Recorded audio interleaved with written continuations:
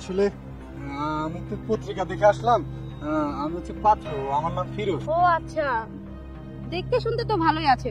আমি আমার বোনকে ডাক দিচ্ছি। বর্ষা, বোন আমার, এদিকে আয় তাড়াতাড়ি। একটু ওয়েট করে। হ্যাঁ আপু, বলো। এই তো, এইটা আমার একমাত্র বোন, এইটাই পাত্রী। এটা কি আপনি দেখতে আসছেন? মাশাআল্লাহ, আপনার বোন তো দেখতে অনেক সুন্দর, ঠিক পুরীর মতো। আমার না খুব পছন্দ হয়েছে। আরে আমার বোন তো লাখে একটা। আমার বোনকে বিয়ে করার জন্য কত ছেলে যে লাইন নিয়ে থাকে সেটা বলার মতো না। জাস্ট ছেলেকে পছন্দ হয় না বলে আমার বোনকে বিয়ে দিই না।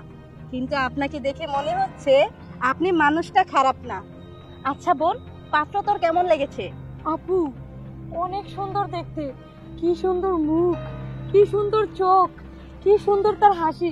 আপু আমি তো এই ছেলেকে বিয়ে করব, তুমি তাড়াতাড়ি বিয়ে দেওয়ার ব্যবস্থা করো আপু। আরে দাঁড়া দাঁড়া, তুই হলি আমার একমাত্র বোন, তাও আবার আদরে।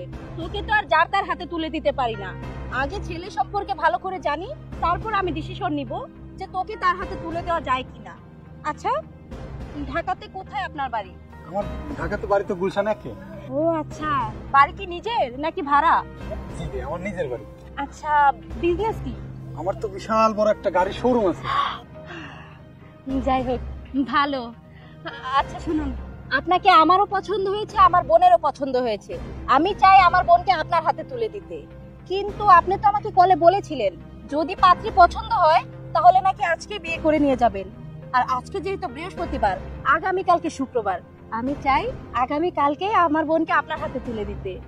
আচ্ছা, আমার বোনকে তো দেখতে আসলেন, সাথে করে কিছু আনেননি? হ্যাঁ, আমি তো একবার রেডি হয়ে আসছি। এই যে ডায়মন্ড। বোন আমার, হাতটা বাড়িয়ে দে।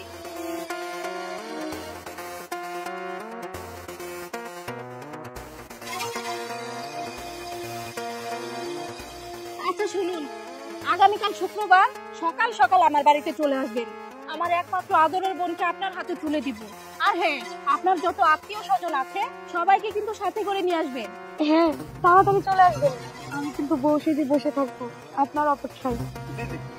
আমি সবাইকে নিয়ে আসবো, সমস্যা নেই। তাহলে আমি আজকে যাই। আচ্ছা ঠিক আছে। আপু অরিজিনাল মনে হচ্ছে। যাই হোক, কথা তো মোটামুটি সবই বলা শেষ। যেহেতু পাত্রী দেখতে এসেছেন, সাথে করে কিছু আনেননি? অবশ্যই নিয়ে আসছি, একটা স্বর্ণের আংটি নিয়ে আসছি। বর্ষা, বোন আমার, হাতটা বাড়িয়ে দে।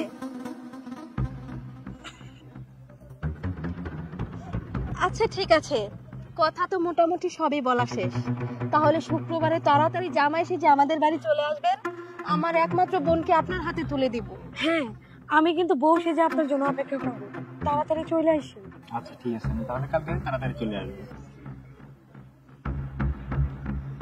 বর্ষা, ভিতরে যা।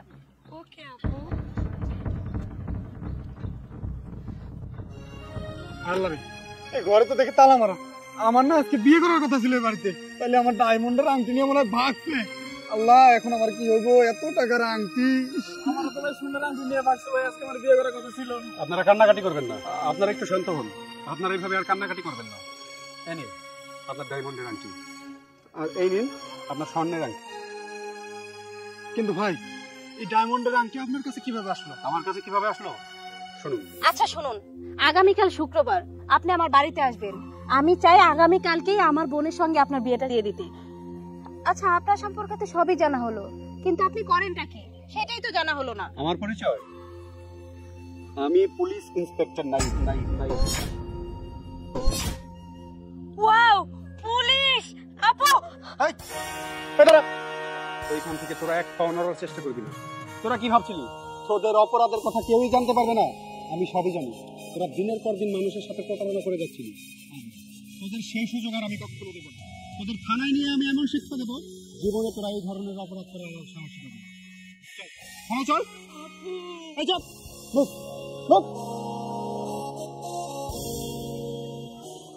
এখন আপনাদের ভয়ের আর কোনো কারণ নেই। আমি ওই প্রতারক চক্রটিকে প্রমাণস্বরূপ অ্যারেস্ট করে থানায় নিয়ে গেছি। শুনুন, আপনাদের একটা কথা বলি, এরপর থেকে আর কখনো পত্রিকায় বিয়ের বিজ্ঞাপন দেখে এভাবে বিয়ে করতে আসবেন না, তাহলে আপনারা প্রতারণার শিকার হতে পারেন। জি জি ভাই, আমরা কোনোদিনও আর এরকম ভুল করবো না। ঠিক আছে, আসি।